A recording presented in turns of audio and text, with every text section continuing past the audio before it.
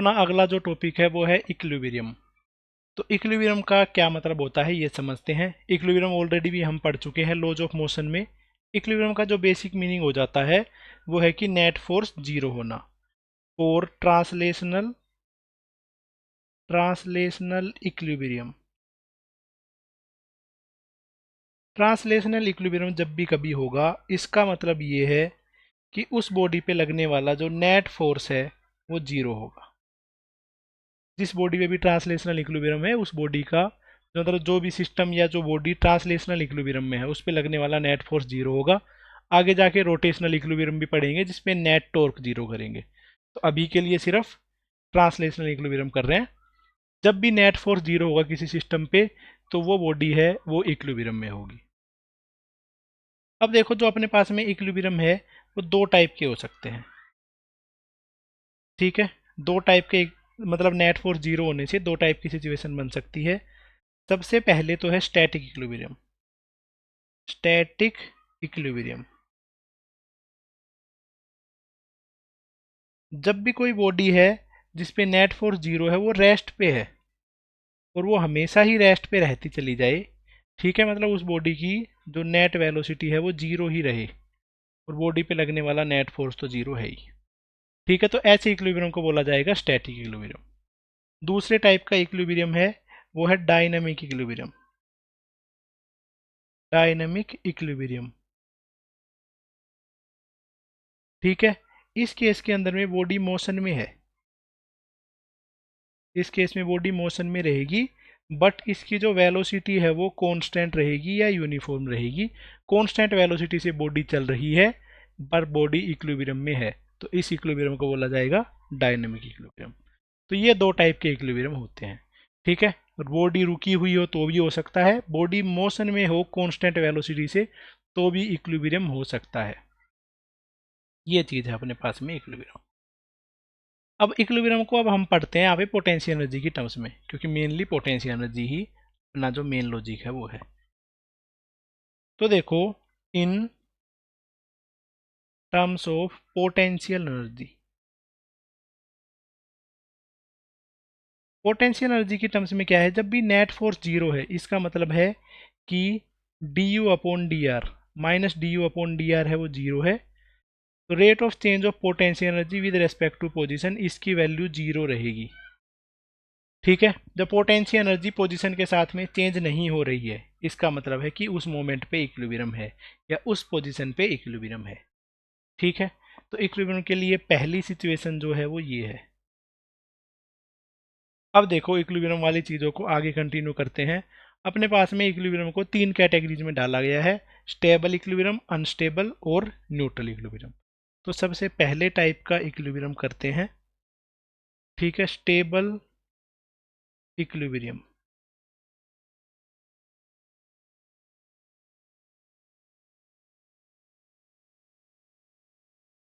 Stable equilibrium है कि अगर किसी बॉडी को हम थोड़ा सा डिस्प्लेस करते हैं इक्विलिब्रियम पोजीशन से तब भी वो बॉडी उसी पोजीशन पे वापस आ जाती है।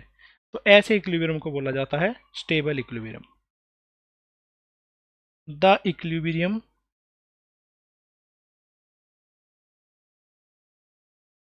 इन विच if particle is displaced from equilibrium position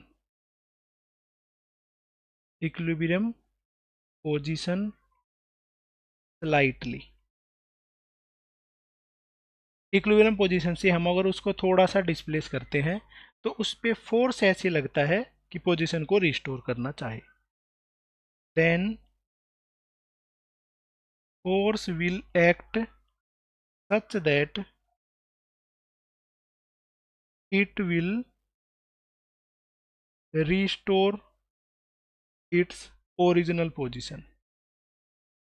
original position, ऐसे इक्विलिब्रियम को बोला जाता है स्टेबल इक्विलिब्रियम। ठीक है, इसके कुछ एग्जाम्पल हैं वो बताता हूँ। जैसे कि इस तरीके से कोई कटोरी है, इस कटोरी के अंदर में एक छोटा सा मास रखा हुआ है। ठीक है, इसके अंदर में एक छोटा सा मास रखा है।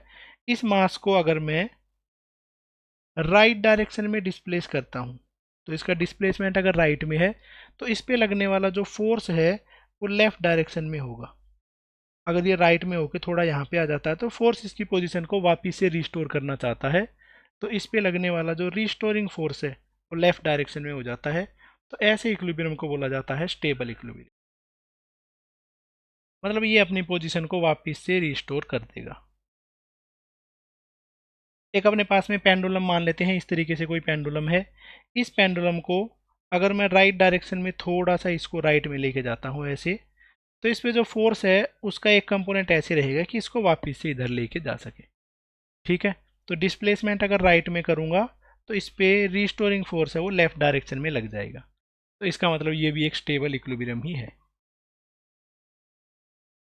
नेक्स्ट इस पे बेस्ड एग्जांपल है,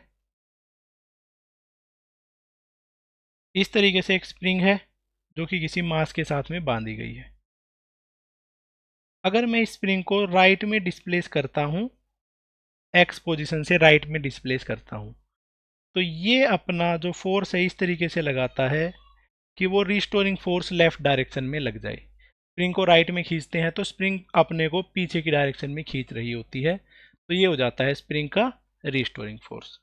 तो इसको बोला जाता है अपने पास में स्टेबल इक्विलिब्रियम में यह रिस्टोरिंग फोर्स ऐसे लग रहा है कि उसका अपोज कर सके।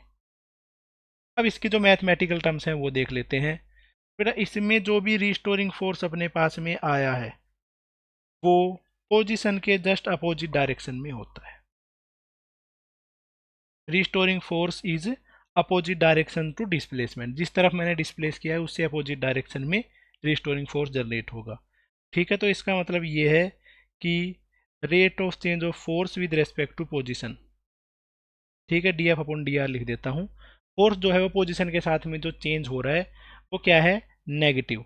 अगर पोजीशन राइट साइड में है तो फोर्स लेफ्ट में होगा, अगर पोजीशन लेफ्ट डायरेक्शन में चेंज हो रही है तो फोर्स राइट डायरेक्शन में लग रहा होगा। तो ये हो जाता है अपने पास में स्टेबल इक्विलिब्रियम वाला case. D F upon D R जो है वो हो जाएगा जीरो, सॉरी नेगेटिव। ठीक है, स्टेबल इक्विलिब्रियम में ये कंडीशन होती है। और देखो नेक्स्ट कंडीशन क्या है, अगर मैं फोर्स है, फोर्स को क्या लिख सकता हूँ, मैं डी अपॉन डी आर लिखता हूँ। फोर्स को लिखा जा सकता है minus D U upon D R, ये वाली वैल्यू रहेगी नेगेटिव। तो minus D two U upon D R square is equal to negative. तो नेगेटिव को राइट साइड में ले जाएंगे तो D two U upon D R square उसकी वैल्यू आ जाती है पॉजिटिव। तो जब भी अपने पास में स्टेबल इक्विलिब्रियम लग रहा होगा तो जो पोटेंशियल एनर्जी का सेकंड डेरिवेटिव है उसकी वैल्यू पॉजिटिव होगी। ठीक है, फर्स्ट डेरिवेटिव हमेशा से ही इक्विलिब्रियम पे जीरो होता है, स्टेबल इक्विलिब्रियम में सेकंड डेरिवेटिव पॉजिटिव होता है। और अगर पोटेंशियल एनर्जी का सेकंड डेरिवेटिव पॉजिटिव है इसका मतलब है जो पोटेंशियल एनर्जी है वो मिनिमम है। तो पोटेंशियल एनर्जी इज मिनिमम, तो यहाँ पे जो पोटेंशियल एनर्जी है उसकी वैल्यू मिनिमम होती है। ये है इस चीज़ का सिनेरियो। ठीक है, तो ये चीज़ मैंने बताई है स्टेबल इक्विलिब्रियम के बारे में, इन सब चीज़ों का ध्यान रखना। नेक्स्ट टाइप का जो इक्विलिब्रियम है, सेकंड टाइप ऑफ इक्विलिब्रियम, वो है unstable equilibrium. Unstable equilibrium,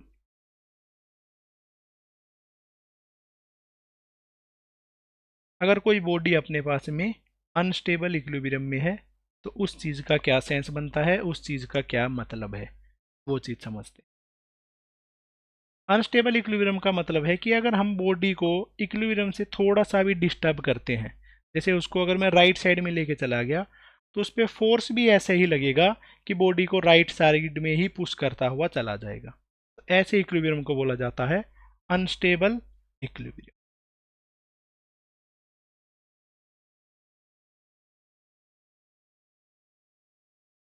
if equilibrium is disturbed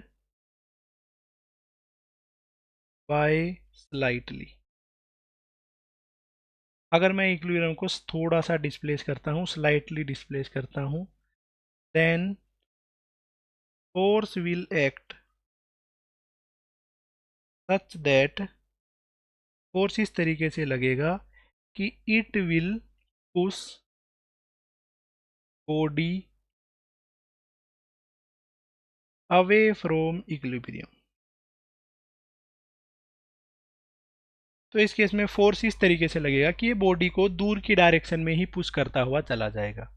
ऐसा जो इक्विलिब्रियम है उसको बोला जाता है अनस्टेबल इक्विलिब्रियम। एक इस तरीके से कोई कटोरी रखी हुई है ऐसा मान लेते हैं। इस कटोरी के ऊपर में एक छोटा सा मास रखा हुआ है। अगर इस मास को मैं थोड़ा सा राइट डायरेक्शन में डिस्प्लेस करता हूँ तो इसका मतलब है इस पे लगने वाला जो फोर्स है वो भी राइट डायरेक्शन में इस पे फोर्स लगेगा, क्योंकि ये थोड़ा सा आगे चली गई तो फोर्स इसको आगे की डायरेक्शन में ही भेज देगा।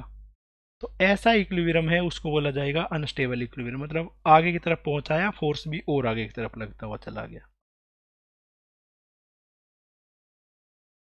नेक्स्ट इसका एग्जांपल देता हूं मैं। एक अपने पास में पेन है, उस पेन को मैंने किसी पॉइंट पे इस तरीके से रखा है, ये एक फिंगर पे ही उस पेन को रखा है। ठीक है, इस तरीके से इस फिंगर पे मैं इस पेन को बैलेंस कर रहा हूँ। ठीक है, तो अब इस पेन को अगर मैं थोड़ा सा डिस्टर्ब करूंगा तो पेन गिर ही जाएगा, वापस इस पोजीशन पे नहीं आएगा। तो ऐसा जो इक्विलिब्रियम है वो है अनस्टेबल इक्विलिब्रियम, मतलब कि इक्विलिब्रियम पोजीशन पे बॉडी वापस नहीं आएगी रिस्टोरिंग फोर्स की वजह से। तो फोर्स जो है वो उसी डायरेक्शन में लग रहा है जिस डायरेक्शन में डिस्प्लेसमेंट हो रहा है। इसका मतलब क्या है कि D F upon D x force का अगर मैं पोजीशन के साथ में डिफ्रेंसिएशन करता हूँ, या D F upon D R कर D F upon D R करूँगा मैं पोजीशन के साथ में इसका चेंज, तो वो पॉजिटिव आएगा। अगर फोर्स राइट में है तो ये भी राइट में है, अगर डिस्प्लेसमेंट लेफ्ट में है तो फोर्स भी लेफ्ट में है। ये अपने पास में फोर्स का आर के साथ में जो चेंज है वो है। डी अपॉन डी आर, जो फोर्स है उसको मैं लिख सकता हूँ D U upon D R is equal to positive, तो ये बन जाता है D two U upon D R square is equal to positive, minus of D two U upon D R square बन जाएगा पॉजिटिव। तो D two U upon D R square है, ये माइनस है राइट साइड में ले जाके क्या हो जाता है माइनस, प्लस को माइनस से मल्टीप्लाई करेंगे तो ये माइनस बन जाता है। तो जो पोटेंशियल एनर्जी का सेकंड डेरिवेटिव है वो बन जाता है नेगेटिव। पोटेंशियल एनर्जी का फर्स्ट डेरिवेटिव तो जीरो है, और बेटा जो सेकंड डेरिवेटिव आ गया है वो आ गया है नेगेटिव। तो ऐसी सिचुएशन कब होती है, पोटेंशियल एनर्जी का सेकंड डेरिवेटिव पॉजिटिव हो जाना, सेकंड डेरिवेटिव नेगेटिव होना, फर्स्ट डेरिवेटिव जीरो होना। ये तो तभी हो सकता है जब पोटेंशियल एनर्जी मैक्सिमम हो। तो जब भी अनस्टेबल इक्विलिब्रियम होगा तो उस केस में पोटेंशियल एनर्जी मैक्सिमम होगी। जहां पे पोटेंशियल एनर्जी मैक्सिमम मतलब कि अनस्टेबल इक्विलिब्रियम। ठीक है, तो इस चीज़ को याद रखना, हर कोई बॉडी स्टेबिलिटी चाहती है, और स्टेबिलिटी चाहने का मतलब है उसकी एनर्जी कम से कम होना। तो स्टेबल होना तो पोटेंशियल एनर्जी मिनिमम, अनस्टेबल होने का मतलब है पोटेंशियल एनर्जी मैक्सिमम। ये अपने पास में पोटेंशियल एनर्जी की स्टेबल और अनस्टेबल इक्विलिब्रियम के साथ में जो डील है वो है।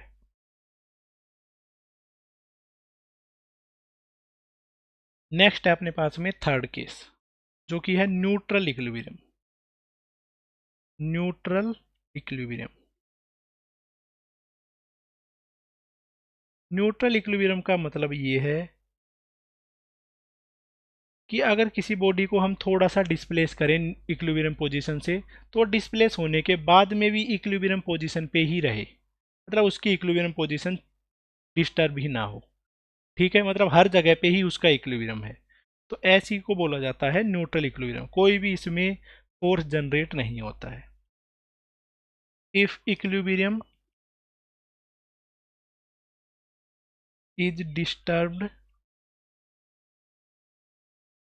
बाय स्लाइट, अगर इक्विलिब्रियम को थोड़ा सा डिस्प्लेस किया जाता है, नो फोर्स इज जनरेटेड, तो इस केस में कोई भी फोर्स जनरेट नहीं होता है। ऐसे इक्विलिब्रियम को बोला जाएगा न्यूट्रल इक्विलिब्रियम।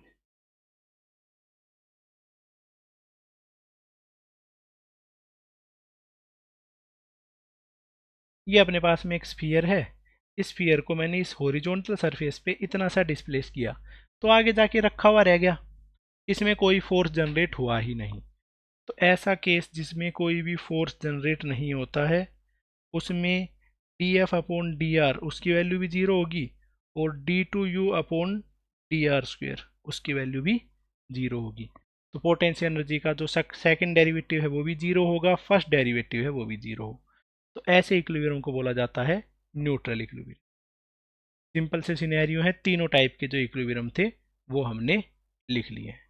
यही होते हैं अपने पास में तीन टाइप के इक्विलिब्रियम। अब देखो बेटा, नेक्स्ट अपने पास में इस पे बेस्ड क्वेश्चन आते हैं कि कहाँ पे किस तरीके का इक्विलिब्रियम है, पोटेंशियल एनर्जी और फोर्स के अकॉर्डिंगली इन सब का बिहेवियर देखते हैं। Find out position of equilibrium. Find out position of equilibrium, ठीक है, from potential energy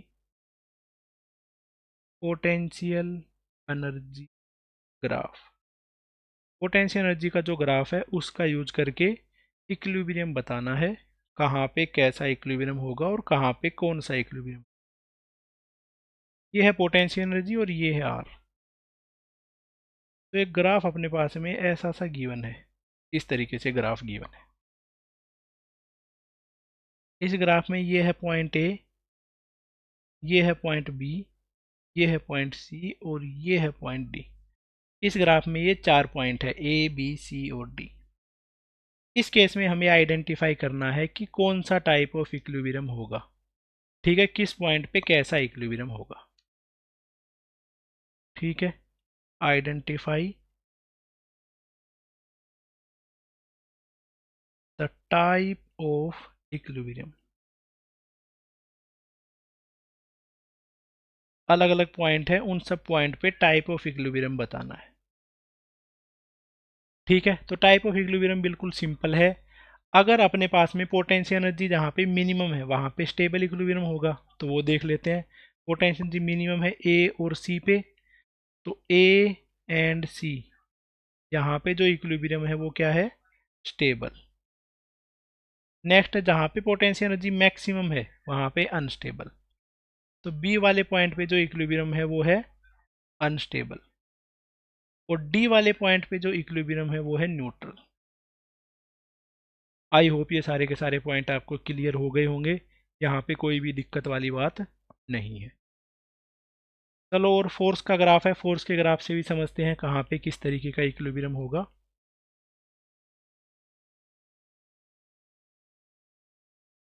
the force versus position graph is as सोन।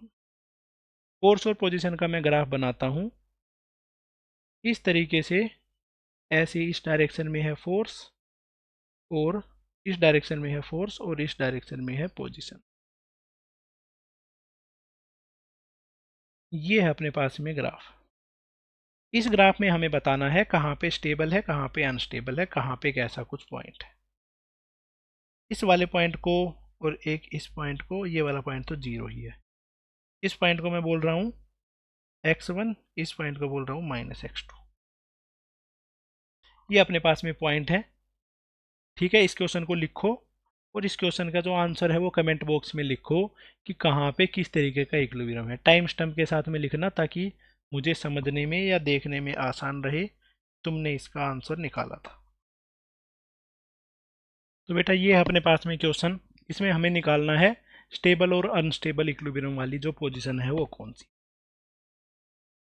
तो देखो, फोर्स के लिए हमने क्या सिचुएशन लिखी थी कि अगर अपने पास में फोर्स का डिफरेंशिएशन डी आर के साथ में किया जाए, या फोर्स और डी आर की जो स्लोप है वो अगर नेगेटिव है तो स्टेबल इक्विलिब्रियम है, अगर वो स्लोप पॉजिटिव है तो अनस्टेबल इक्विलिब्रियम।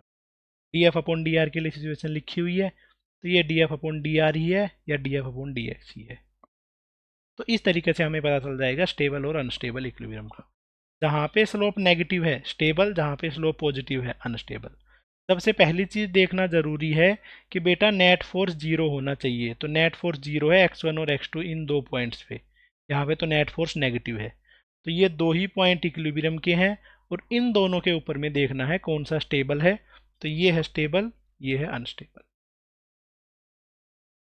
तो सबसे पहले तो नेट फोर्स 0 देखा, उसके बाद में देखो अगर मैं इसको थोड़ा सा प्रॉपर बताता हूँ। अगर मैं इस पॉइंट से राइट साइड में जाता हूँ तो पोजीशन में राइट हो जाएगा, लेफ्ट में जाता हूँ तो पोजीशन में लेफ्ट हो जाएगा। ऊपर की तरफ जाता हूँ तो फोर्स में पॉजिटिव, नीचे की तरफ जाता हूँ तो फोर्स नेगेटिव। तो अब देखो इस पॉइंट से अगर मैं राइट डायरेक्शन में गया, राइट डायरेक्शन में मतलब कि मैंने डिस्प्लेसमेंट पॉजिटिव किया, तो उस केस में जो फोर्स आ गया है वो आ गया है नेगेटिव। पॉजिटिव डिस्प्लेसमेंट करने पे फोर्स नेगेटिव आ गया। अगर मैंने नेगेटिव डिस्प्लेसमेंट किया तो इस केस में जो फोर्स है वो आ गया है पॉजिटिव। ठीक है, थोड़ा सा कम ही करता हूँ। नेगेटिव डायरेक्शन में मैंने डिस्प्लेसमेंट किया तो फोर्स जो है वो आ गया है पॉजिटिव। ठीक है, तो ऐसा इक्विलिब्रियम स्टेबल में ही केस हो सकता है। तो स्टेबल का जो पॉइंट है वो आ गया है stable at x is equal to -x2। इस पॉइंट पे जो इक्विलिब्रियम है वो स्टेबल है। नेक्स्ट अपने पास में ये वाला पॉइंट, इधर से अगर मैं लेफ्ट डायरेक्शन में जाता हूँ मतलब नेगेटिव डायरेक्शन में जाता हूँ तो फोर्स भी नेगेटिव डायरेक्शन में ही लग रहा है, मतलब ये अनस्टेबल है। तो अनस्टेबल जो है वो अपने पास में हो जाएगा x is equal to x1 पे। तो इस तरीके से पता चल जाएगा स्टेबल इक्विलिब्रियम और अनस्टेबल इक्विलिब्रियम का। बस ये इतना सा इसका लॉजिक है, इतना सिंपल सा ही इसका सिनेरियो है और इसमें कुछ भी करने की रिक्वायरमेंट नहीं है। चलो अब नेक्स्ट टाइप के जो क्वेश्चन है वो करते हैं।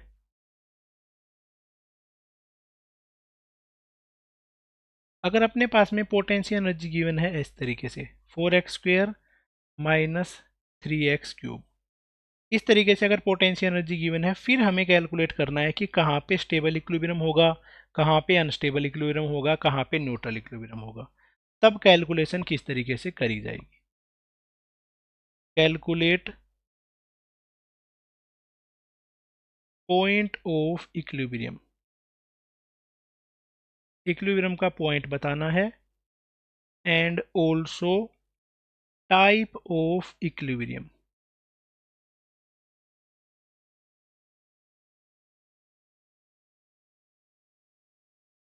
एक तो ये बताना है कि किस टाइप का इक्विलिब्रियम होगा, मतलब किस पॉइंट पे इक्विलिब्रियम होगा और किस टाइप का इक्विलिब्रियम होगा, स्टेबल, अनस्टेबल, न्यूट्रल। ये है 3 टाइप ऑफ इक्विलिब्रियम। और कहाँ पे इक्विलिब्रियम होगा वो क्या है कि जहाँ पे फोर्स 0 लग रहा होगा वहाँ पे इक्विलिब्रियम होगा। तो ये दोनों चीज़ें हैं, ये इस क्वेश्चन में हमें कैलकुलेट करनी है। तो सबसे पहली चीज़ क्या है कि फॉर इक्विलिब्रियम, इक्विलिब्रियम के लिए जो पोटेंशियल एनर्जी है उसका डेरिवेटिव करेंगे तो उसका आंसर 0 आना चाहिए। तो 4x² का मैं डेरिवेटिव करता हूँ तो आता है 8x minus 9x² is equal to 0। यहाँ पे x को कॉमन लिया जा सकता है, x minus 9x is equal to 0। Equation के रूट निकालने के लिए ऐसे ही किया जाता है बेटा, अगर x कॉमन आ रहा है तो उसको कॉमन लिया जाता है। तो इसके दो रूट बन जाते हैं, या तो x इज इक्वल टू 0 या फिर 8 minus 9x is equal to 0। या तो ये वैल्यू 0 हो सकती है, ये वैल्यू 0 हो सकती है। यहाँ से अपने पास में आ जाता है 8 is equal to 9x, x की वैल्यू बन जाती है 8/9। तो x की जो दो वैल्यू थी वो आ गई हैं, एक x इज इक्वल टू 0, एक x is equal to 8/9। Done. अब टाइप ऑफ इक्विलिब्रियम के लिए हमें निकालना होता है सेकंड डेरिवेटिव।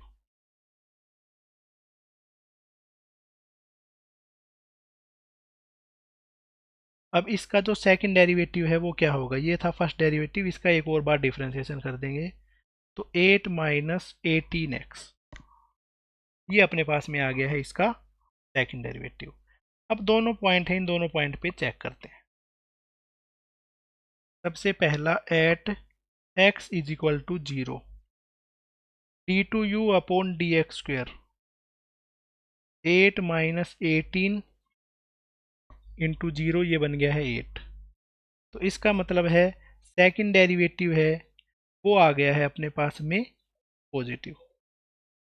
फर्स्ट डेरिवेटिव था उसका आंसर तो आ गया है 0, और सेकंड डेरिवेटिव है उसका आंसर आ गया है पॉजिटिव। और सेकंड डेरिवेटिव अगर पॉजिटिव आया है इसका मतलब जो पोटेंशियल एनर्जी है वो होती है मिनिमम। और पोटेंशियल एनर्जी मिनिमम है x is equal to zero के कोरस्पॉन्डिंग, तो मतलब x is equal to zero पे स्टेबल इक्विलिब्रियम है। x is equal to zero पे जो इक्विलिब्रियम है वो है स्टेबल इक्विलिब्रियम। नेक्स्ट है अपने पास में x is equal to 8/9। At x is equal to 8/9, जब x की वैल्यू 8/9 है तब, तो उस केस में लिख सकते हैं d2u/dx², 8 माइनस 18 इंटू 8/9, तो 8 माइनस 16 जो कि वैल्यू बनती है -8, जो कि बनता है नेगेटिव। इसका मतलब यहाँ पे पोटेंशियल एनर्जी का जो सेकंड डेरिवेटिव है वो नेगेटिव आ गया है, तो इसका मतलब है यहाँ पे जो पोटेंशियल एनर्जी है वो आ गई है मैक्सिमम। और मैक्सिमम पोटेंशियल एनर्जी पे होता है अनस्टेबल इक्विलिब्रियम।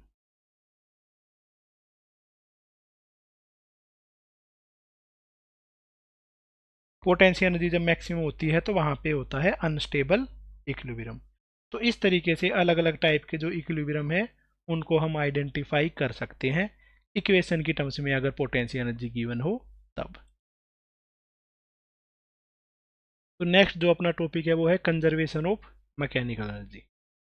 बेटा सबसे पहली चीज समझने की जरूरत है कि मैकेनिकल एनर्जी हम किसको बोलते हैं। ये चीज मैकेनिकल एनर्जी, मैकेनिकल एनर्जी का मतलब है काइनेटिक एनर्जी और पोटेंशियल एनर्जी को सम करके जो एनर्जी बनती है उस एनर्जी को बोला जाता है मैकेनिकल एनर्जी। ठीक है, तो मैकेनिकल एनर्जी का मतलब है kinetic energy plus potential energy. तो अब इस जो अपने पास में कंजर्वेशन ऑफ मैकेनिकल एनर्जी है इसकी स्टेटमेंट लिखते हैं। If all the forces doing work, all the forces doing work on system are conservative, जो फोर्स सिस्टम पे वर्क कर रहे हैं वो सारे के सारे अगर कंजर्वेटिव हैं, then mechanical energy, mechanical energy of system must be conserved. अगर वो फोर्स जो सिस्टम पे वर्क कर रहे हैं वो सारे के सारे कंजर्वेटिव हैं, मतलब ओनली कंजर्वेटिव का ही वर्क डन कंसिडर किया जा रहा है, तो उस केस में जो मैकेनिकल एनर्जी है सिस्टम की वो कंजर्व होगी। तो ये अपने पास में है स्टेटमेंट। ठीक है, तो स्टेटमेंट का प्रूफ करते हैं। प्रूफ देखो क्या है कि बेटा जैसे कि हमें पता है बाय वर्क एनर्जी थ्योरम कि work done by all force is equal to change in kinetic energy होता है। जितने भी फोर्स हैं उन सब का वर्क डन देखें तो चेंज इन काइनेटिक एनर्जी के ही इक्वल आएगा। तो ऑल फोर्सेस में दो टाइप के ही फोर्स रहेंगे, कंजर्वेटिव फोर्स और एक रहेगा non conservative force. Conservative force का work plus non conservative force का वर्क दोनों को मिला के लिखेंगे तो वो आ जाएगा चेंज इन काइनेटिक एनर्जी के इक्वल। और work done by conservative force है वो होता है negative of change in potential energy. Non conservative का तो वर्क हम कंसिडर ही नहीं कर रहे, ऐसे कोई फोर्स लग ही नहीं रहे, तो उस केस में is equal to change in kinetic energy के इक्वल आ जाता है। अब इस स्टेटमेंट को ओपन कर लेते हैं। Final potential energy minus initial potential energy, final kinetic energy minus initial kinetic energy, तो minus U final plus U initial, K final minus K initial, K initial को लेफ्ट साइड में ले जाऊंगा, plus U initial is equal to kinetic energy final plus potential energy final. तो ये अपने पास में थ्योरम बन जाती है कि टोटल मैकेनिकल एनर्जी जितनी पहले है उतनी ही टोटल मैकेनिकल एनर्जी बाद में है। ये बता रहा है मैकेनिकल एनर्जी इनिशियल, ये बता रहा है मैकेनिकल एनर्जी फाइनल। यही होता है अपने पास में conservation of mechanical energy.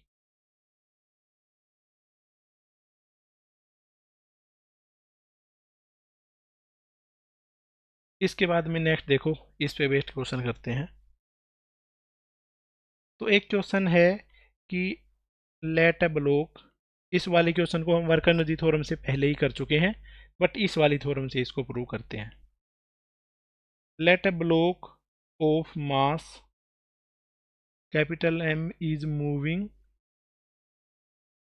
On smooth surface, on smooth surface with velocity v। v velocity से वो ब्लॉक मूव कर रहा है जिसका मास है m, and strike with spring attached to wall, और एक स्प्रिंग के साथ में स्ट्राइक करता है जो कि किसी वॉल के साथ में अटैच है। तो हमें निकालना है find out maximum compression, maximum compression in spring. तो वो जो स्प्रिंग है उस स्प्रिंग के अंदर में मैक्सिमम कंप्रेशन कितना होगा, ये चीज़ हमें कैलकुलेट करनी है। इस तरीके से अपने पास में दीवार है, इस दीवार के साथ में एक स्प्रिंग बांधी हुई है जिसका स्प्रिंग कांस्टेंट है k, और उसकी तरफ में एक मास मूव कर रहा है v वेलोसिटी से। अब ये मास है स्प्रिंग के साथ में स्ट्राइक करेगा और इस स्प्रिंग को कंप्रेस कर देगा। तो वही हमें जो कंप्रेशन है वो हमें कैलकुलेट करना है।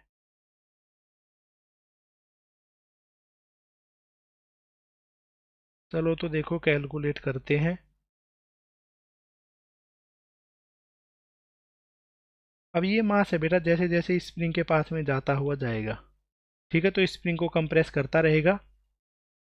ठीक है, एक मोमेंट ऐसी आ जाएगी जहाँ पे इसके अंदर में मैक्सिमम कंप्रेशन आ चुका है। ठीक है, उस मोमेंट पे इस मास की वेलोसिटी जीरो होगी, उसके बाद ये मास ऐसे घूम के वापस चला जाएगा। ठीक है, तो जिस मोमेंट पे इसके अंदर में सबसे ज़्यादा कंप्रेशन है उस मोमेंट पे जो इसकी वेलोसिटी है वो हो जाती है जीरो। इधर से स्टार्ट किया था, एक्स नोट है इसके अंदर में कंप्रेशन, और एक्स नोट कंप्रेशन होने के बाद में इसकी वेलोसिटी हो गई है जीरो। तो अब इस चीज़ को हमें सोल्व करना है। अब यहाँ पे हमें लगाना है कंजर्वेशन ऑफ मैकेनिकल एनर्जी। तो करते हैं apply, by conservation of mechanical energy. Mechanical energy conservation की वजह से initial kinetic energy plus initial potential energy is equal to final potential energy plus final kinetic energy. ये अपने पास में है थ्योरम। तो सबसे पहले लिखते हैं इनिशियली पोटेंशियल एनर्जी कितनी है। तो ये जो स्प्रिंग है, स्प्रिंग में इनिशियल कंप्रेशन कुछ भी नहीं है, तो इनिशियल इसकी पोटेंशियल एनर्जी जीरो है। बात करें काइनेटिक एनर्जी, काइनेटिक एनर्जी इस मास के पास में है इनिशियली, उसकी वैल्यू है half M V square. Final potential energy देखी जाए तो फाइनल पोटेंशियल एनर्जी स्प्रिंग के पास में ही है, और स्प्रिंग के अंदर में जो कंप्रेशन है उसकी वैल्यू है एक्स नोट। ठीक है, इसके अंदर में जो कंप्रेशन है उसकी वैल्यू है एक्स नोट। तो अपने पास में आ जाएगी final potential energy half K X naught square, और फाइनल काइनेटिक एनर्जी हो जाती है जीरो, क्योंकि फाइनली वो ब्लॉक है रेस्ट पे आ चुका है। तो इस तरीके से ये थ्योरम है, इसको लिखा जाएगा। तो half M V square is equal to half K X naught square. तो हाफ से half cancel out, X naught square है उसकी वैल्यू बन जाती है एम वी स्क्वायर अपॉन के। तो जो एक्स नोट है उसकी वैल्यू हो जाएगी under root of M V square upon K. ये आंसर आ जाता है इसके अंदर में मैक्सिमम कंप्रेशन का। बस इससे ज़्यादा इसमें कुछ नहीं करना था, ये अपने पास में इजी सा आंसर आ गया है। क्लियर है? हाँ जी सर, बिल्कुल ही क्लियर है। चलो तो अगला क्वेश्चन करते हैं इस पे बेस्ड। एक मास मान लेते हैं एम मास है, जो कि वी वेलोसिटी से चल रहा है। सामने पे एक स्प्रिंग बांध रखी है दीवार के साथ में इस तरीके से। ठीक है, इसमें क्या निकालना है हमें, find out compression in spring. Spring में वो कंप्रेशन निकालना है when velocity of block become, जब ब्लॉक की जो वेलोसिटी है वो v/2 हो जाती है, उस मोमेंट तक स्प्रिंग में कितना कंप्रेशन होगा। इतना सा अपना क्वेश्चन है। करते हैं तो इसको सोल्व।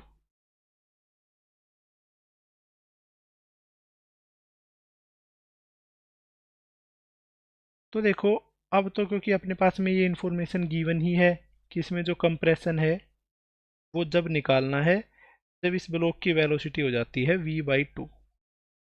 तो v/2 होने तक में मान लेते हैं जो कंप्रेशन हुआ है वो हो गया है x1। ठीक है, ये मास है, इसकी वेलोसिटी हो चुकी है v/2 और इसमें जो कंप्रेशन बन गया है वो है x1। तो इस तरीके का अपना सिनेरियो है ये।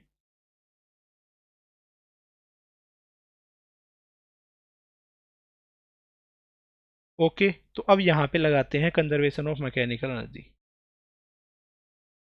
Bye conservation of mechanical energy. Mechanical energy conservation क्या है? Initial potential energy plus initial kinetic energy, final potential energy plus final kinetic energy. ये लगाएंगे। इनिशियली पोटेंशियल एनर्जी तो जीरो थी क्योंकि स्प्रिंग में कुछ भी कंप्रेस नहीं हुआ था, तो ये हो गया जीरो। इनिशियल काइनेटिक एनर्जी सिर्फ ब्लॉक की थी जो कि थी हाफ mv²। अब लिखते हैं फाइनल पोटेंशियल एनर्जी। तो फाइनल पोटेंशियल एनर्जी स्प्रिंग में है क्योंकि स्प्रिंग के अंदर में कंप्रेशन हुआ है, तो जो कि हो गया हाफ k x1²। और फाइनली काइनेटिक एनर्जी जो इस मास की है हाफ m इंटू v/2 का स्क्वायर। तो ये है half mv² kx1² half mv²/2। तो इसको सोल्व कर देता हूँ मैं। हाफ mv² इधर रखा, वो राइट वाली टर्म है उसको मैं इधर ले आया, हाफ m v/2 का square is equal to half k x1²। तो हाफ mv² को अगर मैंने कॉमन ले लिया तो यहाँ से बचा 1, यहाँ से बचा 1/2 का स्क्वायर जो कि है 1/4 is equal to half k x1²। तो अपने पास में जो हाफ है उससे हाफ कैंसिल आउट हो जाएगा। mv² into 3/4 is equal to k into x1²। तो x1² की वैल्यू हो जाती है 3/4 mv²/k। तो x1 जो है उसकी वैल्यू आ जाती है √3/4 mv²/k।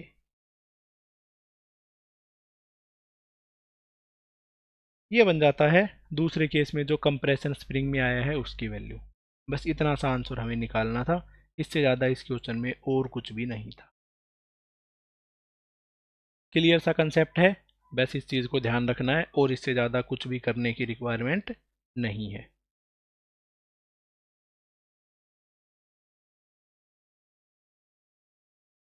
नेक्स्ट अपने पास में जो क्वेश्चन है वो लिखते हैं, ए पेंडुलम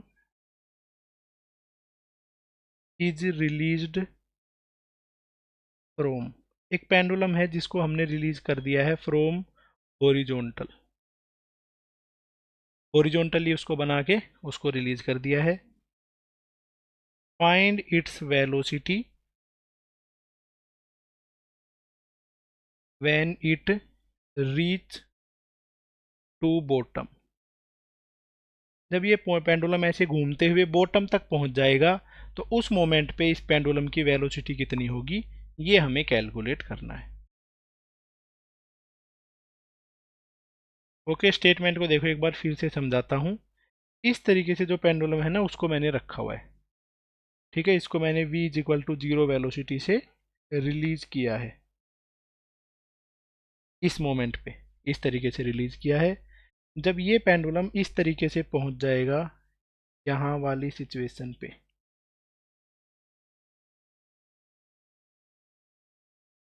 जब ये पेंडुलम इस सिचुएशन पे पहुंच जाएगा तो उस मोमेंट पे इसकी वेलोसिटी क्या होगी, ये हमें कैलकुलेट करना है। तो यहाँ से रिलीज होके इधर तक पहुंच जाएगा तो उस मोमेंट पे वेलोसिटी बतानी है। तो ऐसे क्वेश्चन है, इनको किस तरीके से करेंगे, ये भी कंजर्वेशन ऑफ मैकेनिकल एनर्जी से ही हम करने वाले हैं। देखो तो बेटा, करते हैं इसका सॉल्यूशन। तो कंजर्वेशन ऑफ मैकेनिकल एनर्जी जब भी करते हैं तो पहले ये देखते हैं कि सिर्फ कंजर्वेटिव फोर्स ही लग रहे हो। तो इस पे अपने पास में सिर्फ ग्रेविटी है, उसका फोर्स ही लग रहा है। ये जो मास m है, इस मास पे ग्रेविटी का ही फोर्स लग रहा है mg। उसके अलावा तो कोई और फोर्स है ही नहीं जो ऊपर से इसको नीचे की तरफ लेके आ रहा है। तो एकमात्र फोर्स लग रहा है, वो है ग्रेविटेशनल फोर्स। अब देखो, ये अपने पास में जब नीचे की तरफ आ गया है तो उसको एक रेफरेंस कंसिडर करना पड़ेगा। ग्रेविटेशन फोर्स में क्या करते थे, एक रेफरेंस कंसिडर करते थे कि इस तरीके से अगर यहाँ पे इस पहुंच गया है तो उसकी पोटेंशियल एनर्जी जीरो हो जाएगी। और जहाँ से पार्टिकल ने स्टार्ट किया था, इस लेवल पे, इस लेवल पे इसकी जो पोटेंशियल एनर्जी है, क्योंकि ये हाइट एल ऊपर है, यहाँ पे इसकी जो पोटेंशियल एनर्जी है वो हो जाएगी प्लस mgl। ऊपर की डायरेक्शन में एल हाइट ऊपर, तो उसको बोलेंगे प्लस mgl। जहाँ से रिलीज किया था उसकी वेलोसिटी थी जीरो, जहाँ पे पहुँच गया है उसकी वेलोसिटी है v। तो इस तरीके का अपने पास में ये सिनेरियो है। तो अब इस क्वेश्चन में हम अप्लाई करेंगे conservation of mechanical energy by conservation of mechanical energy. Mechanical energy conservation क्या होगा, ये इनिशियल पोजीशन है, ये है फाइनल। तो इनिशियल पे potential energy plus kinetic energy लिखते हैं, फाइनल पे potential energy plus kinetic energy लिखते हैं। जब इनिशियल इस लेवल से रिलीज किया तो इस लेवल पे जो पोटेंशियल एनर्जी है उसकी वैल्यू है mgl। इस लेवल पे काइनेटिक एनर्जी की वैल्यू है जीरो। जब फाइनली यहाँ पे पहुँच गए तो पोटेंशियल एनर्जी है जीरो और काइनेटिक एनर्जी हो जाएगी, क्योंकि इसकी स्पीड v है तो हाफ एम वी स्क्वायर।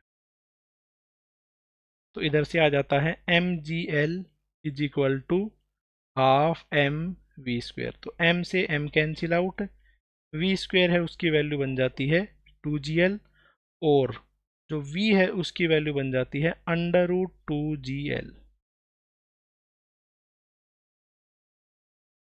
तो जब नीचे तक पहुंचता है तो उस मोमेंट तक इसकी वेलोसिटी है वो बन जाती है अंडर रूट 2gl।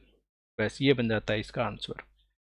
तो अब देखो, ऐसा सा रिजल्ट तो हम ऑलरेडी पहले ही देख चुके हैं। वो रिजल्ट क्या था कि अगर कोई बॉडी है उसको मैं रेस्ट से रिलीज कर रहा हूँ h हाइट ऊपर से, तो नीचे तक पहुँचते पहुँचते उसकी वेलोसिटी हो जाती है अंडर रूट 2gh।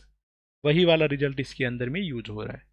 तो वो रिजल्ट भी यूज करेंगे तो उसका मतलब भी सेम ही है, velocity is equal to under root 2gh। ये वाला रिजल्ट भी यहाँ पे यूज किया जा सकता था, कोई भी उसमें दिक्कत की बात नहीं है। तो इसको यूज करना चाहें तो भी कोई दिक्कत नहीं है, बहुत ज़्यादा बढ़िया बात है। ठीक है, तो इस चीज़ को और नोट करके लिख लेते हैं बेटा। Note, here we can use the result if a body released from h height with initial velocity is equal to zero. Initial velocity zero से h हाइट से किसी बॉडी को रिलीज करें, then at bottom it has velocity. तो bottom पे इसकी जो velocity है वो हो जाएगी अंडर रूट 2gh। ये है अपने पास में result.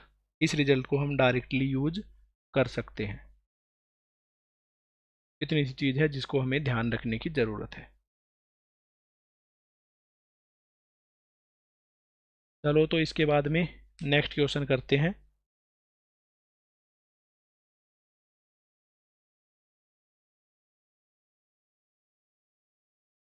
Late a pendulum of length L. एक पेंडुलम मान लिया है जिसकी लेंथ है L and bob of mass M. और इसके साथ में एक बोब लगी हुई है जिसका मास है m, is released from angle theta with vertical. तो वर्टिकल से एंगल थीटा से हमने इसको रिलीज कर दिया है with zero, with rest, rest से रिलीज किया है एंगल थीटा से।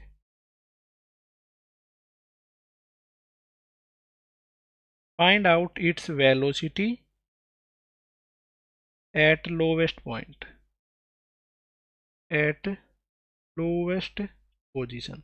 जब ये सबसे लोवेस्ट पोजीशन पे पहुंच जाएगा तो इसकी वेलोसिटी कितनी होगी, ये हमें कैलकुलेट करना है। ये इतना सा अपना क्वेश्चन है। तो देखो बेटा, ये है अपने पास में एक पेंडुलम, ठीक है, इस तरीके से कोई पेंडुलम है, इसको मैंने, ठीक है, ये मतलब इस सिचुएशन पे पेंडुलम नहीं है, ठीक है, इसको मैंने ऐसे बना दिया है। अगर इस पेंडुलम को मैं यहाँ से रिलीज करता हूँ, इधर से कुछ एंगल थीटा से, ठीक है, तो ये है बेटा यहाँ पे रेस्ट पे, इधर से हम इसको रिलीज कर रहे हैं। जब ये पेंडुलम ऐसे घूमता हुआ यहाँ पे पहुंचेगा तो उस मोमेंट पे इस पेंडुलम की वेलोसिटी कितनी होगी, ये हमें कैलकुलेट करना है। इतना सिंपल सा क्वेश्चन है, पेंडुलम की ऊपर से लेकर नीचे तक पहुंचने में क्या वेलोसिटी होगी, ये कैलकुलेट करना है। इजी सा सिंपल सा क्वेश्चन है, उससे ज़्यादा इसमें कुछ भी करने की रिक्वायरमेंट नहीं है। तो देखो, वही वाला फॉर्मूला यूज कर लेते हैं। अगर रेस्ट से रिलीज किया जाता है किसी h हाइट ऊपर से, तो नीचे तक पहुंचते पहुंचते उसकी वेलोसिटी हो जाती है √2gh। तो देखो, पहले जो रेफरेंस था वो था ये, और इस रेफरेंस से h हाइट ऊपर से इसको मैंने रिलीज किया है। तो इसको मैंने जितनी हाइट ऊपर से रिलीज किया है वो है h, और इधर से रिलीज किया है रेस्ट से। तो जब तक ये नीचे पहुंचेगा तो इसकी वेलोसिटी कितनी हो चुकी होगी, वो हमें कैलकुलेट करना है। तो इसकी जो वेलोसिटी हो जाएगी उसका आंसर बन जाएगा √2gh। ओके, अब बस यही चीज़ निकालनी है। तो बेटा, जो पेंडुलम था उसकी जो लेंथ थी वो है L। अब ये अपने पास में बन गई है एक राइट एंगल ट्राइंगल। इस राइट एंगल ट्राइंगल में अगर हाइपोटेन्यूज L है तो थीटा के साथ वाली जो साइड है उसकी वैल्यू होती है L कोस थीटा। ठीक है, ये हमने वेक्टर्स वाले चैप्टर है उसमें हम पढ़ चुके हैं ऑलरेडी। ठीक है, और जो टोटल लेंथ थी यहाँ से लेकर यहाँ तक, ये तो सेम ही पेंडुलम है, ये जो लेंथ है उसकी वैल्यू है L। इधर से स्टार्ट करके बॉटम तक की जो टोटल लेंथ है उसकी वैल्यू है L। तो यहाँ से यूज करके इस h की वैल्यू निकाल लेते हैं। तो h की वैल्यू है, इस L में से L कोस थीटा घटाऊंगा तो h आ जाएगा। तो h will be equal to L minus L cos theta.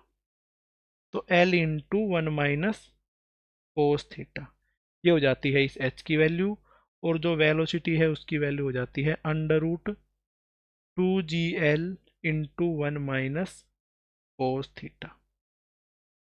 बस ये चीज़ हमें निकालनी थी। इम्पोर्टेंट कंसेप्ट है बेटा, नीट में भी इस पे वेस्ट क्वेश्चन आया हुआ है, एग्जैक्टली सेम क्वेश्चन भी आया हुआ है, और इस पे वेस्ट बाकी क्वेश्चंस भी आए हुए हैं जो और चैप्टर्स में यूज होंगे, जहाँ पे मैक्सिमम वेलोसिटी का यूज होगा कि किसी एंगल से रिलीज करें तो लोवेस्ट पॉइंट पे क्या मैक्सिमम वेलोसिटी होनी है, इस कंसेप्ट का यूज होगा।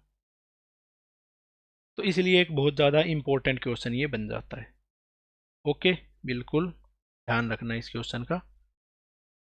इसके बाद में स्टार्ट करते हैं नेक्स्ट क्वेश्चन के साथ। नेक्स्ट क्वेश्चन है अपने पास में, ठीक है, डायग्राम की टर्म्स में नेक्स्ट क्वेश्चन है उसको बना रहा हूँ। एक इस तरीके से एक प्लेटफार्म है, ठीक है, जिस प्लेटफॉर्म को यूज किया गया है किसी वाटर पार्क में, ठीक है। इसमें यहाँ से किसी पर्सन को रिलीज किया जाता है, एक बच्चा है, इसको यहाँ से रिलीज किया जा रहा है।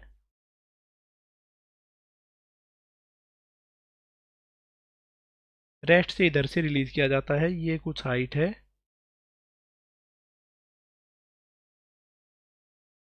ये कुछ हाइट है यहाँ से, ठीक है, इस मोमेंट पे जो हाइट है वो है, इस मोमेंट पे जो हाइट है वो ये।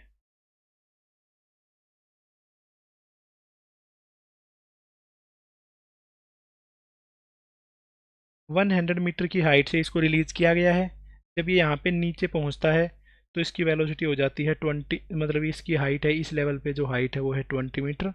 इस लेवल पे इसकी हाइट मान लेते हैं कि है 60 मीटर।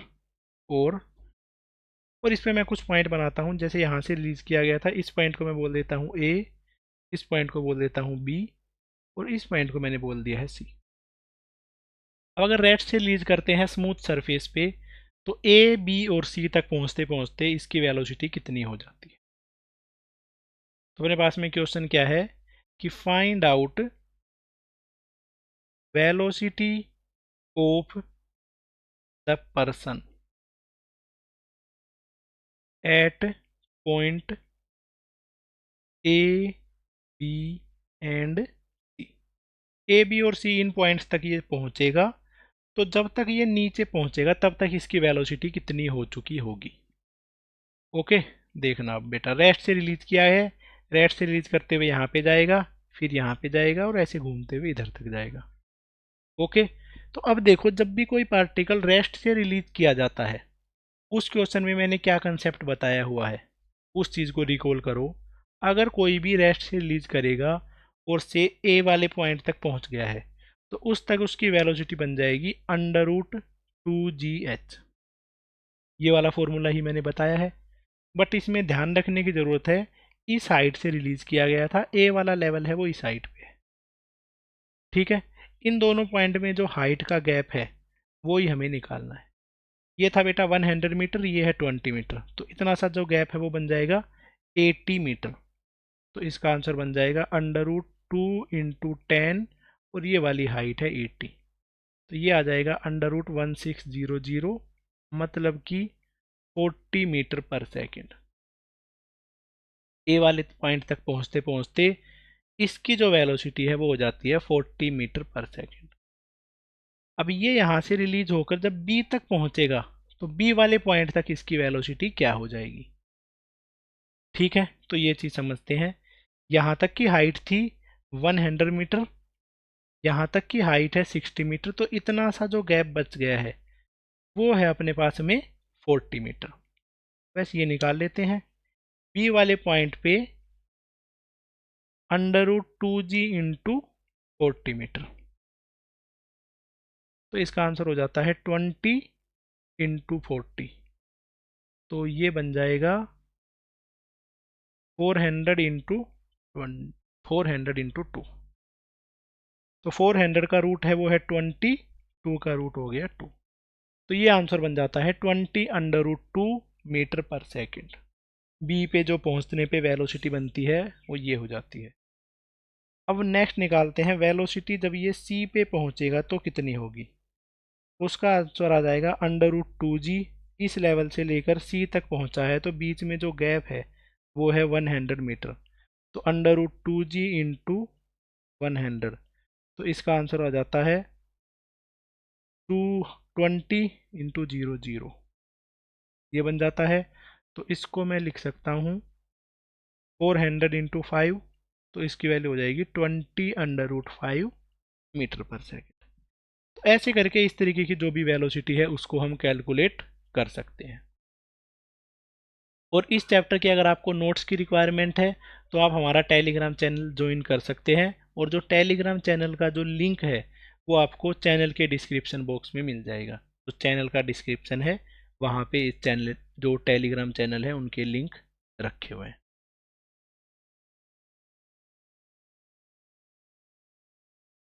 इसके बाद में देखो नेक्स्ट एग्जाम्पल है, वो करते हैं।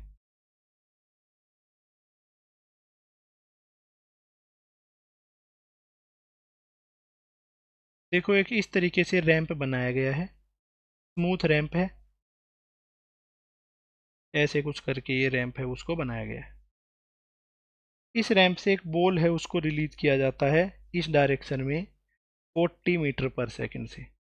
ए जो बॉल है उसको रिलीज किया गया है 40 मीटर पर सेकंड से, और ए वाली जो बॉल है उसकी यहाँ से जो हाइट है वो है 20 मीटर। जब ये बॉल ऐसे घूमती हुई इस लोवेस्ट पॉइंट पे पहुंच जाएगी, इस पॉइंट बी पे पहुंच जाएगी, तब इसकी वेलोसिटी क्या होगी?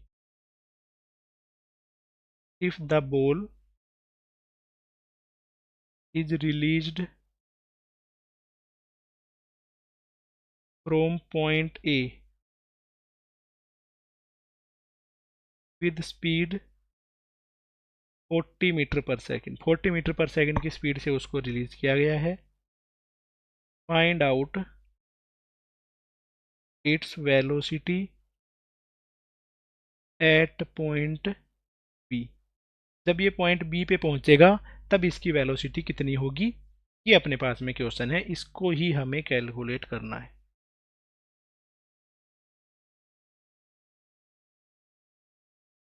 ठीक है, लिखो इस क्वेश्चन को और इस वीडियो को पॉज करके इसका आंसर करो।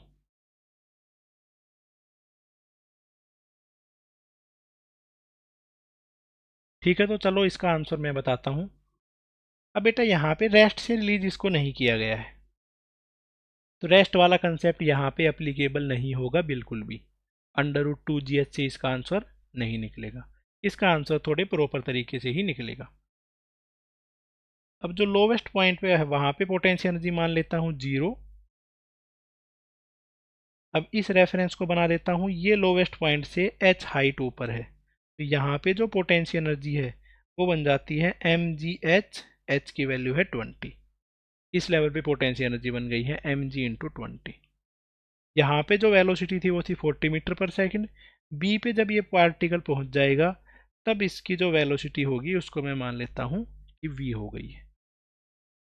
ओके, तो ऐसा अपने पास में ये सिनेरियो है जो कि बन गया है। तो इधर पे लगा देंगे कंजर्वेशन ऑफ मैकेनिकल एनर्जी, क्योंकि बाकी और तो कोई फोर्स इस पे है ही नहीं। ए वाले पॉइंट पे kinetic energy plus potential energy initial पे, kinetic energy plus potential energy final point पे, इनको ऐसे लिखा। इनिशियल पॉइंट पे जो काइनेटिक एनर्जी है वो क्या हो जाएगी, क्योंकि इसका मास है m और ये 40 की स्पीड से जा रहा है, तो क्या हो जाएगी काइनेटिक एनर्जी? हाफ m×40 का स्क्वायर। और इनिशियल पॉइंट पे जो पोटेंशियल एनर्जी है उसकी वैल्यू है mg×20। फाइनल पॉइंट जब सबसे नीचे वाले पॉइंट पे आ गया है तो उस मोमेंट पे काइनेटिक एनर्जी हो गई है हाफ mv², और उस मोमेंट पे जो पोटेंशियल एनर्जी हो गई है वो है 0। ये अपने पास में इस चीज़ का आंसर बनता है। m से मल्टीप्लाई कर देंगे, ठीक है, m से डिवाइड कर देता हूँ क्योंकि m कॉमन आ रहा है, तो m को मैंने कॉमन लेके काट ही दिया हर जगह से।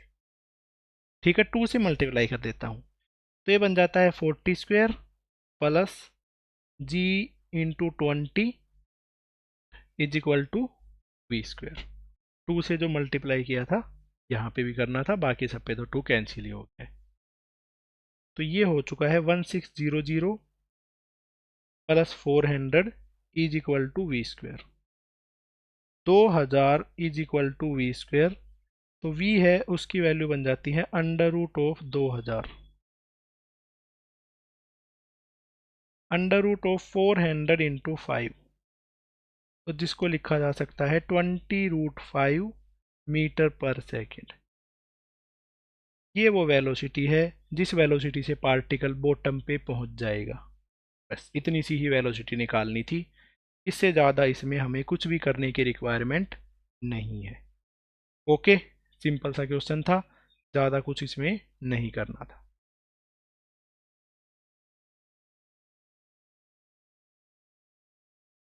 चलो तो बेटा और क्वेश्चन पूछता हूँ। एक क्वेश्चन है अपने पास में स्प्रिंग पे बेस्ड, तो ये है बेटा अपने पास में क्वेश्चन। नेक्स्ट क्वेश्चन जो है, ए स्प्रिंग ऑफ स्प्रिंग कांस्टेंट के, एक स्प्रिंग है जिसका जो स्प्रिंग कांस्टेंट है उसकी वैल्यू के है, is suspended from the roof and A block of mass m is suspending at the other end of the spring. Spring का जो दूसरा एंड है उसके ऊपर हमने एक मास m है उसको सस्पेंड कर दिया। ए ब्लॉक इज सडनली, जो इसका ब्लॉक है उसको सडनली रिलीज कर दिया है, तो हमें इसमें बताना है कि इसमें मैक्सिमम इलोंगेशन कितना होगा। तो सबसे पहले तो इसका इलस्ट्रेशन जो है उसको मैं आपको समझाता हूँ। तो बेटा ये है अपने पास में इलस्ट्रेशन। देखो एक स्प्रिंग है, इस तरीके से एक स्प्रिंग है, स्प्रिंग के साथ में मैंने एक ब्लॉक को बांधा हुआ है, ऐसे ही बांधा हुआ है, ठीक है। स्प्रिंग का कुछ कांस्टेंट है के, ठीक है। अगर मैं इस स्प्रिंग को रिलीज करता हूँ तो सडनली क्या होता है कि देखो, अगर इस स्प्रिंग को रिलीज करते हैं तो स्प्रिंग सबसे पहले सबसे नीचे वाले पॉइंट पे जाती है, फिर वापस उस ऊपर वाले पॉइंट के बीच में ओसिलेट करने लग जाती है। तो जो सबसे नीचे वाला पॉइंट है, सबसे एंड मोस्ट पॉइंट है, वहाँ पे इसकी वेलोसिटी जीरो होगी, और जो सबसे टॉप मोस्ट पॉइंट है वहाँ पे भी इसकी वेलोसिटी जीरो होगी। तो हमें इसका जो मैक्सिमम इलोंगेशन है वो निकालना है। देखो अब समझते हैं कि अपने पास में इस क्वेश्चन में क्या है। एक स्प्रिंग है, इस तरीके से एक स्प्रिंग है जिसके नीचे कोई मास लगा हुआ है एम, और ये है स्प्रिंग, ठीक है। इस स्प्रिंग को मैंने इस लेवल से रिलीज कर दिया है, यहाँ पे इसको फिक्स किया हुआ था, अब यहाँ से इसको रिलीज किया है। तो जब इसको रिलीज करेंगे तो इसकी वेलोसिटी जीरो होगी। अब इसको रिलीज करते हैं तो देखो इसके बाद में क्या सिचुएशन बनती है।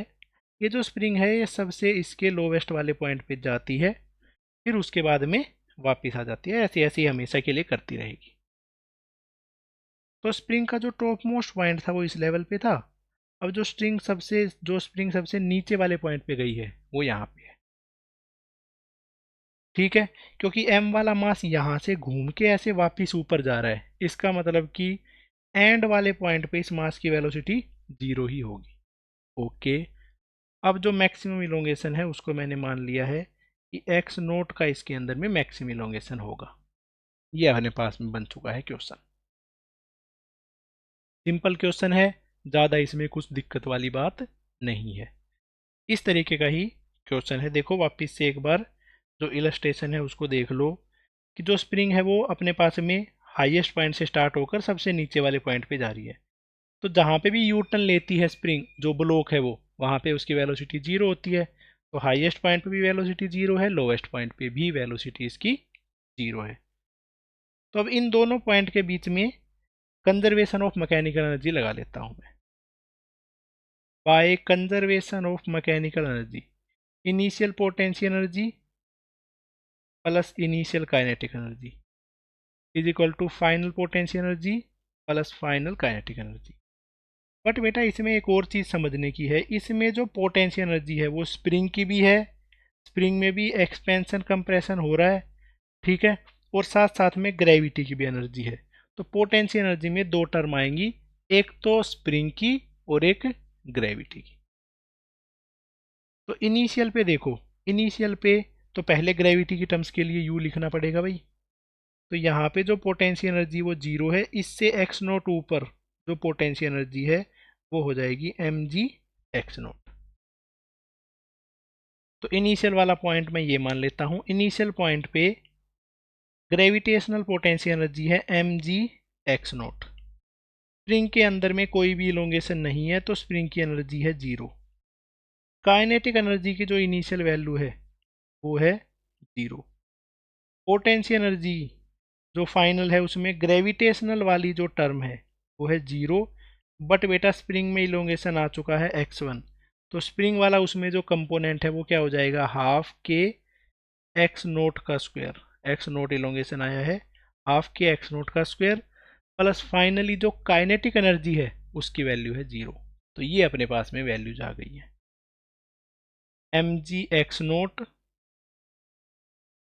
Is equal to 1/2 K X naught का स्क्वायर। तो एक्स नोट से एक्स नोट कैंसिल आउट हो गया, तो इधर बचा है half K X note, left side में बचा है एम जी। तो एक्स नोट की वैल्यू आ जाती है 2 mg/k। ये इस केस में आ जाता है कि जो मैक्सिमम इलोंगेशन है जो स्प्रिंग के अंदर में प्रोड्यूस हुआ है उसकी वैल्यू 2 mg/k प्रॉपर इसका रिजल्ट है। इसका रिजल्ट आपको डायरेक्टली ध्यान भी रखना है, ठीक है। इसमें ऐसा नहीं है कि ये रिजल्ट ध्यान नहीं रखोगे, याद रखना है, आगे जाके आने वाले चैप्टर्स में भी इसका काम आएगा। अगर इसी क्वेश्चन में एक और चीज़ भी पूछी जा सकती है कि जब ये स्प्रिंग अपने पास में इक्विलिब्रियम पोजीशन पे थी, जब इस स्प्रिंग में इक्विलिब्रियम आ रहा था तब इसके अंदर में कितना इलोंगेशन है। देखो बेटा इसमें ये जो है ना स्टेबल जो अपने पास में सिस्टम इक्विलिब्रियम जो बीच में एक पॉइंट मार्क कर रखा है, ये वाला जो पॉइंट है ये अपने पास में रिप्रेजेंट कर रहा है सिस्टम इक्विलिब्रियम को। देखो बेटा, इसमें मैं जूम करके दिखाता हूँ आपको। अगर यहाँ पे जूम कर देते हैं तो जरा इस पे देखो, जैसे जूम कर रहे तो ऊपर लिखा रहा है स्प्रिंग इक्विलिब्रियम, नीचे लिखा रहा है सिस्टम इक्विलिब्रियम, उसके नीचे लिखा रहा है लो पॉइंट। जो सिस्टम इक्विलिब्रियम है, इस वाले केस में अपने पास में कितना सा इलोंगेशन होगा, ये हमें कैलकुलेट करना है। ठीक है, तो देखो, also find out also find out equilibrium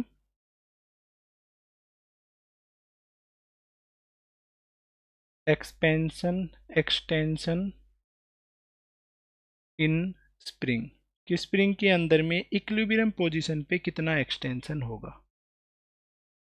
तो ये अपने पास में स्प्रिंग है, एक्सपेंड होके इक्विलिब्रियम पे पहुंच गई है। तो इक्विलिब्रियम पे क्या होगा कि नेट फोर्स है वो बैलेंस होंगे। नीचे की तरफ mg लग रहा है, ऊपर की तरफ लग रहा है kx।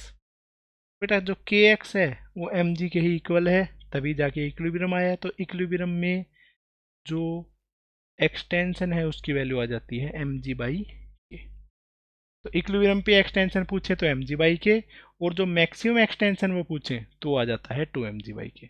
इस तरीके से अपने पास में स्प्रिंग में इलोंगेशन कंप्रेशन हो रहे होते हैं। तो मेरे बच्चे इसके बाद में लिखते हैं एक नोट। नोट देखो क्या है कि अगर देखो अपने पास में अब तक सब कुछ जो हम लेके चल रहे थे वो पॉइंट मास लेके चल रहे थे। अगर जितने भी ऑब्जेक्ट हैं वो सब पॉइंट मास है, तो मतलब कि उनका मास बहुत ज़्यादा कम था, मतलब कि मास बहुत ज़्यादा कम जगह पे कंसंट्रेट हो रखा था। ठीक है, तो वहाँ तक का डिस्टेंस निकालने में ज़्यादा कुछ दिक्कत नहीं आती थी।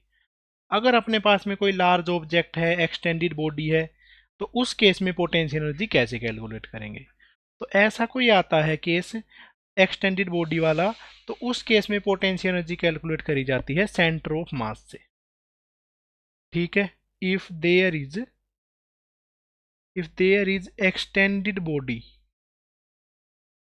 extended body then potential energy will be calculated according to center of mass।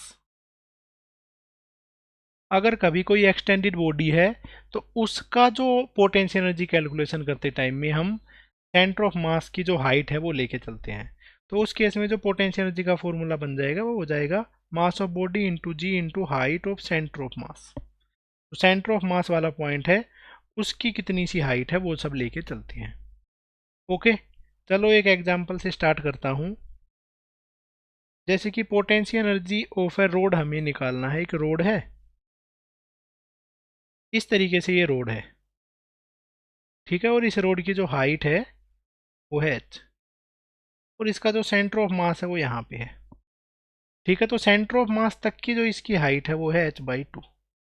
अगर मैं ऐसा बोलता हूँ कि इस लेवल पे पोटेंशियल एनर्जी 0 है, तो इससे सेंटर ऑफ मास जितनी ऊंचाई पे इसकी पोटेंशियल एनर्जी कितनी होगी। तो यहाँ पे जो पोटेंशियल एनर्जी है उसको कैलकुलेट किया जाएगा। इस रोड का मास m है, लेंथ l है, और यूनिफॉर्म रोड है। तो इस रोड का जो मास है m, अब बेटा जो सेंटर ऑफ मास है ना, यूनिफॉर्म ऑब्जेक्ट जितनी भी होती हैं उनका सेंटर ऑफ मास डायरेक्ट याद रखो उनके मिड में होता है, जो ज्योमेट्रिकल सेंटर होता है वहां पे होता है। तो अगर इसकी पोटेंशियल एनर्जी निकालनी है तो इसका सेंटर ऑफ मास तक का डिस्टेंस लेना पड़ेगा mg height of centre of mass. तो पोटेंशियल एनर्जी आ जाता है mg, सेंटर ऑफ मास तक की जो हाइट है वो है l/2, क्योंकि ये रोड l लेंथ की है तो वही इसकी h है वो l ही लिख दो, और ये वाला पॉइंट भी l/2 लिख दो। तो इस केस में जो रोड की पोटेंशियल एनर्जी ली जाएगी वो ली जाएगी mg इंटू l/2। ओके, तो इस तरीके से हम कोई भी केस में पोटेंशियल एनर्जी कैलकुलेट कर सकते हैं। चलो इस पे बेस्ड और एग्जांपल करते हैं। नेक्स्ट अपने पास में कुछ क्वेश्चन है।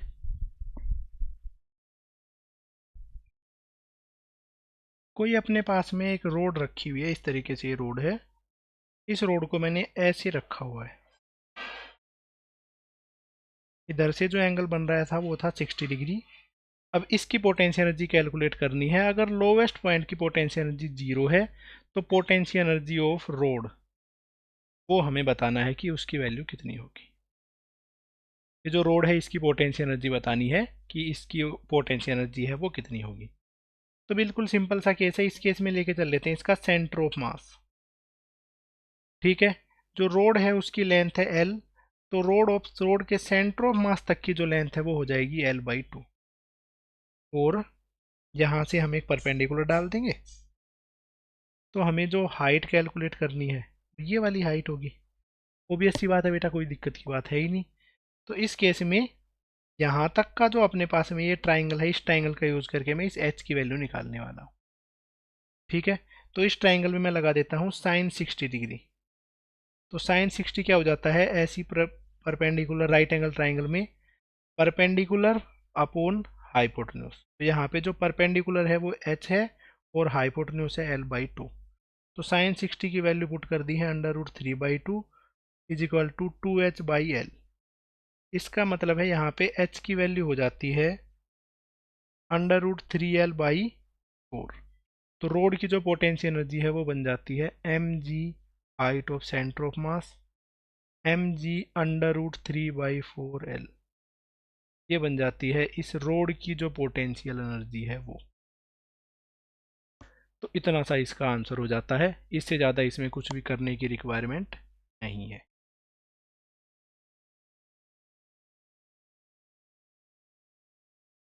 चलो तो बेटा पोटेंशियल एनर्जी आपने सीख ली है।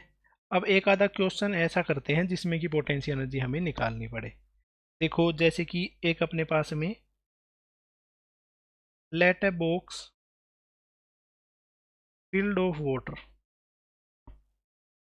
एक बॉक्स है जो कि पानी से भरा हुआ है, of side 2 metre and in cubical shape.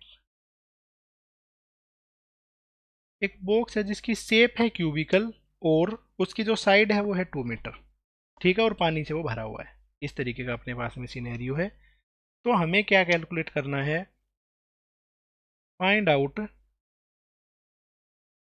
Potential energy of, इस केस में हमें निकालनी है पोटेंशियल एनर्जी ऑफ वाटर। तो पानी है उसकी पोटेंशियल एनर्जी इस केस में कैलकुलेट करनी है। तो देखो कैसी है, ये अपने पास में एक सरफेस है, पहले बॉक्स ही बना देता हूँ। एक क्यूबिकल बॉक्स है इस तरीके से, ऐसा सा ये क्यूबिकल बॉक्स है। और इस क्यूबिकल बॉक्स की जितनी भी साइड है सारी की सारी साइड है 2 मीटर। ये साइड भी है 2 मीटर, इसकी जो हाइट है ये भी है 2 मीटर। ठीक है, इसको हमने ऐसे किसी सरफेस पे रखा हुआ है। तो इस सरफेस पे जो पोटेंशियल एनर्जी है उसकी वैल्यू है 0। अब इसमें देखते हैं सेंटर ऑफ मास।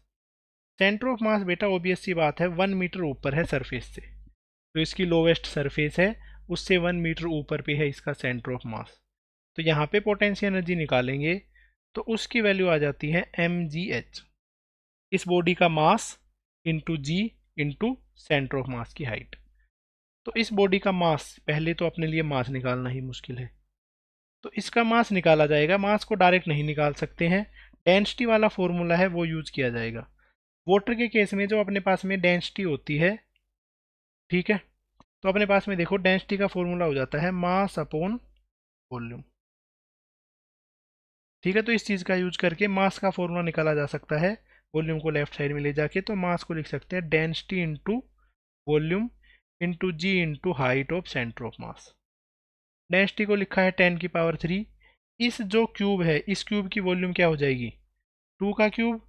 जी जो है यहाँ पे ग्रेविटी वो है 10, और सेंटर ऑफ मास की जो हाइट है वो है 1। तो इतनी सी जूल आ जाएगी इसकी potential energy.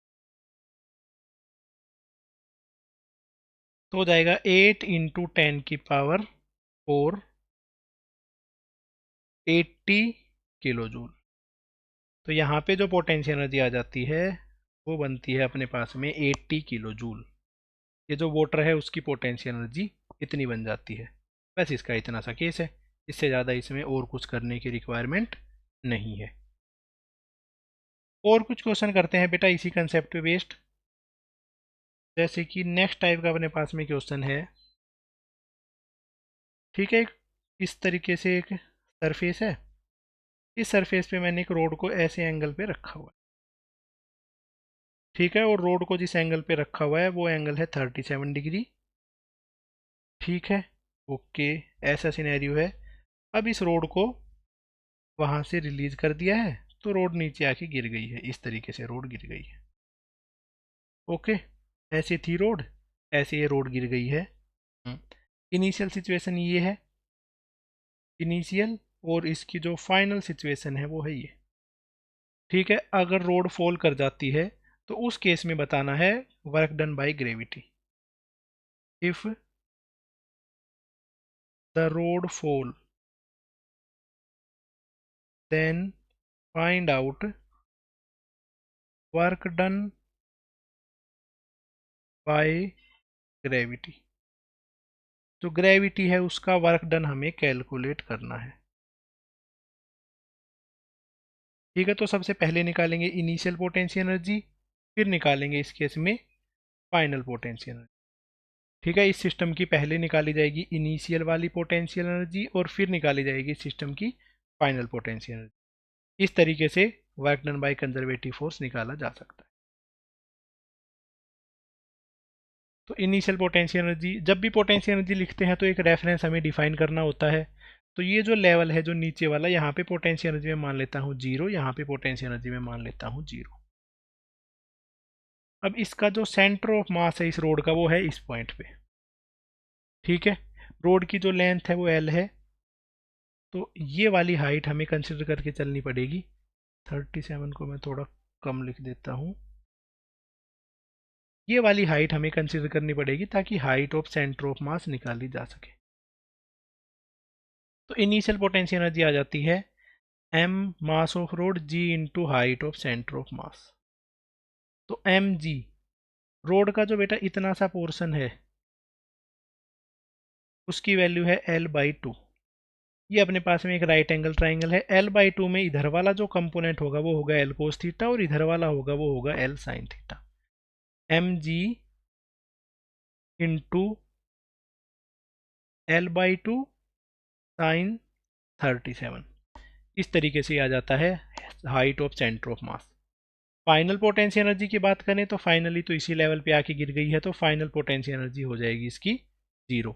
Initial potential energy ये है, तो इसको मैंने लिख दिया है mg/L/2, साइन 37 को मैंने लिख दिया है 4/5, sorry 3/5, 3/5।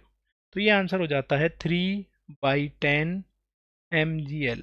Initial potential energy, final potential energy तो 0 ही है। चलो अब निकाल लेते हैं work done by conservative force. इधर पे जो कंजर्वेटिव फोर्स वर्क कर रहा है वो ग्रेविटी है, तो work done by gravity, change in potential energy, final potential energy minus initial potential energy, तो इनिशियल माइनस फाइनल। तो इनिशियल जो पोटेंशियल एनर्जी है वो है 3/2 mgl, sorry 3/10 mgl, 3/10 mgl। Final जो पोटेंशियल एनर्जी वो है 0, तो इसका आंसर सीधा ही बन जाता है 3/10 mgl। इस तरीके से हम वर्क डन बाय ग्रेविटी है जो उसको निकाल सकते हैं, वो उसका आंसर बन जाता है। इससे ज़्यादा इसमें और कुछ करने की रिक्वायरमेंट नहीं है।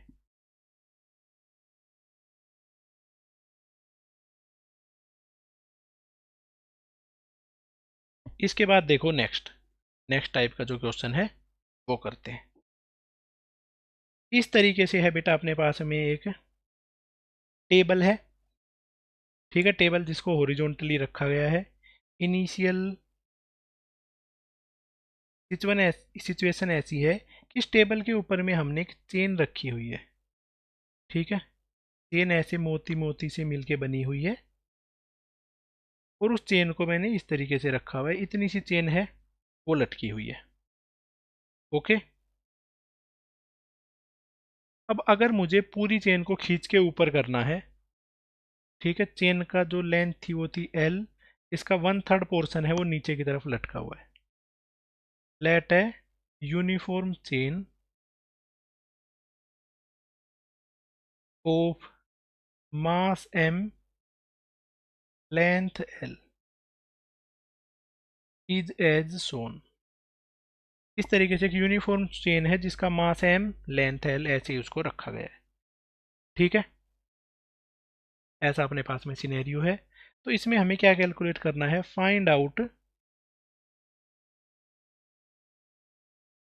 Work done by conservative force,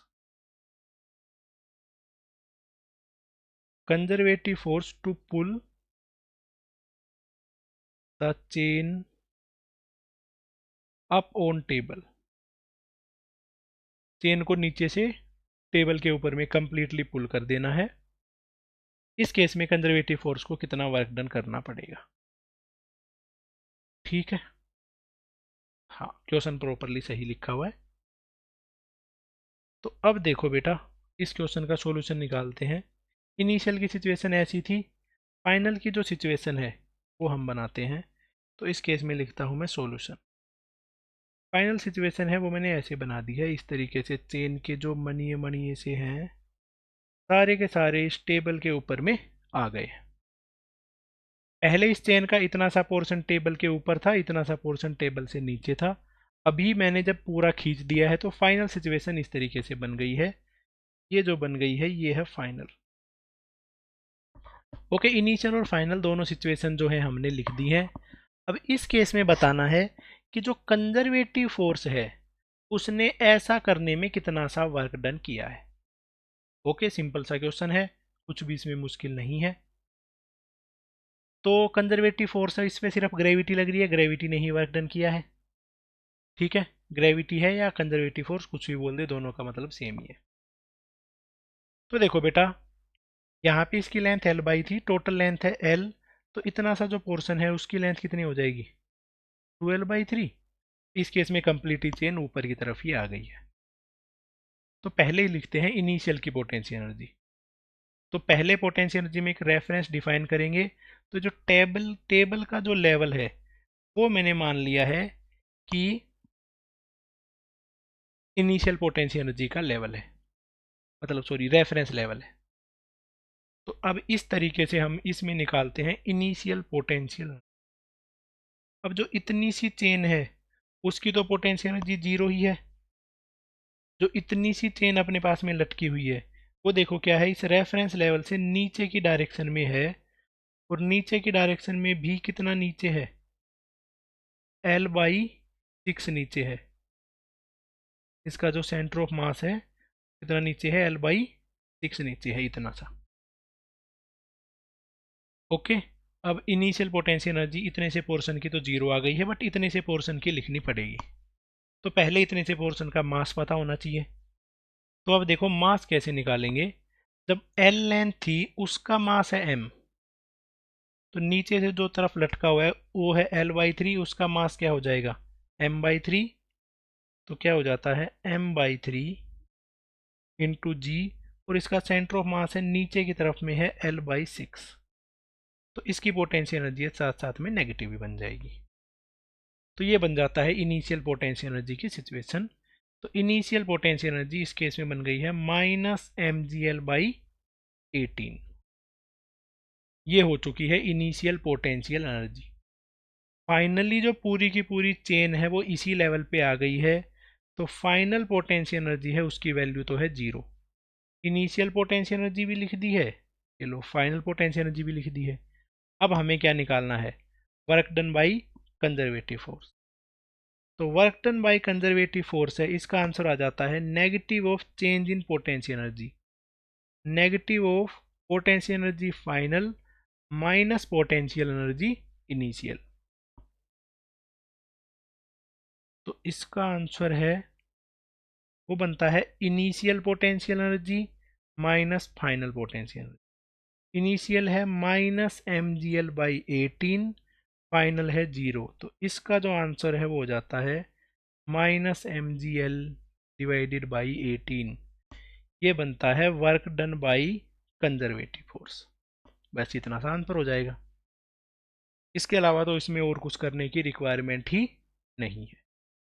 ठीक है, ऐसे में अगर हमसे कुछ पूछा जाए कि इसमें एक्सटर्नल फोर्स ने कितना वर्क किया है, ये सब कितना हुआ है, तो एक्सटर्नल फोर्स का जो वर्क डन है वो देखो क्या होता है, work done by external force